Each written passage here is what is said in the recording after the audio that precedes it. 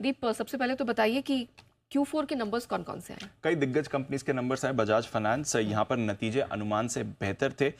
निम्स में हालांकि एक डिक्लाइन आया और कंपनी ने गाइडेंस भी दी है कि आगे जाकर निम्स पर थोड़ा प्रेशर रह सकता है, बट अदरवाइज जो लॉन्ग टर्म गाइडेंस है वो इन्होंने बरकरार ही रखी है। नेट इंटरेस्ट इनकम 28% बढ़कर आई है, मुनाफा 21% बढ़ा है।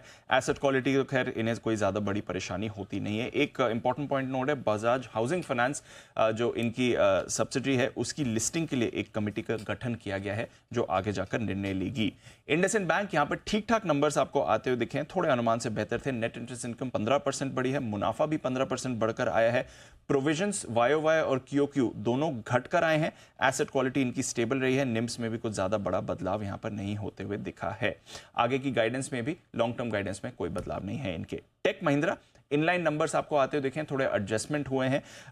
रेवेन्यू करीब 1.25% फिसला है। डॉलर रेवेन्यू भी इनका करीब 1.5% गिरकर आया है।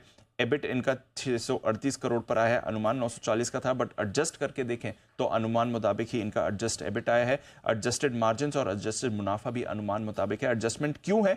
क्योंकि एक इंपेयरमेंट लिया है 309 करोड़ का इस तिमाही में। 28 रुपए प्रति शेयर का डिविडेंड भी यहां पर आपको आते हुए दिखा है।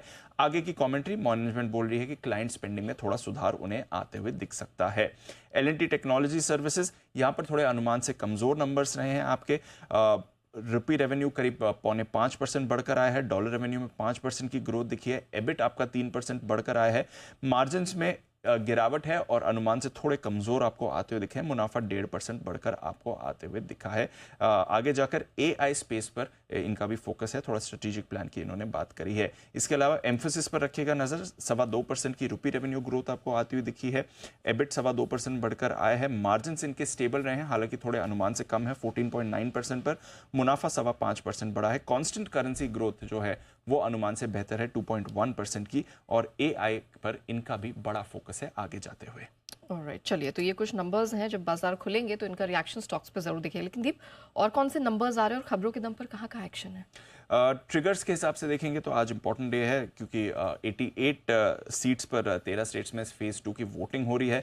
नंबर्स की बात करें तो बजाज फाइनेंस के बाद आज बजाज फिनसर्व के नंबर्स आएंगे। HCL Tech, Maruti, SBI Life, Shriram Finance Nifty से, साथ ही अतुल लिमिटेड, SBI कार्ड्स यहाँ पर FNO के नंबर्स रहेंगे। मोतीलाल ओसवाल यहाँ पर नतीजे के साथ बोनस शेयर जारी करने पर कंपनी विचार करेगी। बैंक ऑफ महाराष्ट्र नतीजों के साथ फंड जुटाने पर विचार होगा। KSB यहाँ पर बोर्ड बैठक में नतीजों के साथ शेयर विभाजन पर विचार होने वाला है। और एमी ऑर्गेनिक्स यहां पर भी फंड जुटाने पर कंपनी विचार करेगी।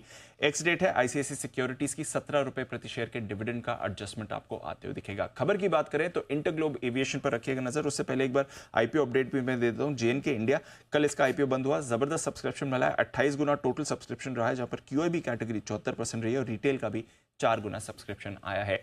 इंटरग्लोब एविएशन ये आज स्टॉक टू वॉच रहने वाला है, क्योंकि कंपनी अपनी एयरक्राफ्ट की फ्लीट में अब वाइड बॉडी एयरक्राफ्ट जोड़ रही है, यानी कि बड़े एयरक्राफ्ट जोड़ने की तैयारी में है। 30 एयरबस A350 एयरक्राफ्ट का इन्होंने ऑर्डर दिया है। वाइड बॉडी एयरक्राफ्ट लंबे डिस्टेंस को कवर कर सकते हैं, ज्यादा पैसेंजर्स को कैरी कर सकते हैं, तो क्लियरली अपने इंटरनेशनल ऑपरेशंस को बढ़ाने के लिए इन्होंने ये कदम उठाया है। 2027 से इन बड़े एयरक्राफ्ट की पहली डिलीवरी शुरू हो जाएगी। फिलहाल 30 ऑर्डर किए हैं, बट आगे 70 और ऐसे बड़े एयरक्राफ्ट कंपनी अपने फ्लीट में जोड़ सकती है। तो क्लियरली बड़े एक्सपेंशन और इंटरनेशनल एक्सपेंशन के तैयार हो रहा है इंटरग्लोब, इस पर रखिएगा नजर। लुपिन कंपनी की तरफ से खबर आई है, लोटोप्रेंडोल के एक दवा के लिए इन्हें मंजूरी मिल गई है, जो कंजक्टिवाइटिस के ट्रीटमेंट में इस्तेमाल किया जाता है। करीब 490 करोड़ की इसकी सालाना रेवेन्यू पोटेंशियल है USA में। टाटा स्टील के लिए भी बड़ी खबर है। टाटा स्टील UK जो अपना UK का कारोबार है उसके ट्रांसफर और रीस्ट्रक्चरिंग के प्लान के लिए आगे बढ़ रहा है। पोर्ट टैलबर्ट में 13,000 करोड़ का इलेक्ट्रिक आर्क फर्नेस बन रहा है। 2 ब्लास्ट फर्नेस का जून और सितंबर में बंद करने वाले हैं। साथ ही UK ट्रेड यूनियन के साथ 7 महीने के फॉर्मल और इनफॉर्मल डिस्कशन के बाद ये फैसला ले लिया गया है। तो उनके UK आर्म की जो रीस्ट्रक्चरिंग है उस पर बड़ा कदम इन्होंने उठाया है। NHPC और L&T पर रखिएगा नजर। दोनों ने एक दूसरे के खिलाफ एक केस फाइल किया था, वो आर्बिट्रेशन में गया और आर्बिट्रेशन का फैसला यह आया है कि NHPC को L&T को करीब 340 करोड़ रुपए का जुर्माना देना पड़ेगा। तो NHPC के लिए नेगेटिव खबर है, L&T के लिए अच्छी खबर आपको आती हुई दिखी है।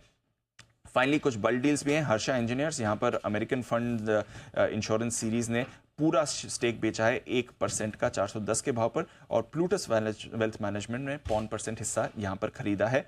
रेस्टोरेंट ब्रांड एशिया, यहां पर फिडेलिटी ने शेयर्स बेचे हैं 25 लाख शेयर, 0.5% हिस्सा बेचा है, और इनका जो टोटल शेयर है वो 0.25% से गिरकर 1.25% हो गया।